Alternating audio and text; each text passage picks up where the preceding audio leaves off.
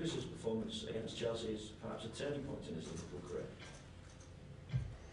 Well, I wasn't here last year when he was being so heavily criticised. You know, I can only judge him from the time I met him in Switzerland when we had our training camp, and he was one of the few senior players at the training camp. And from that day, he's impressed me with his attitude, his desire, his willingness to try and take on board, if you like, what we're trying to do.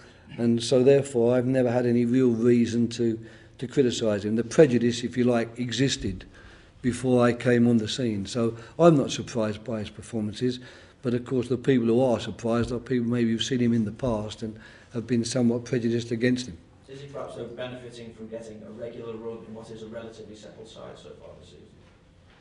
Maybe, but I don't know how. I think he played quite often last year as well, if I'm not mistaken, so I don't know. I just wonder whether there was always that worry that the side would chop and change and he didn't really know that he was going to get the run in the side, where he seems to feel that.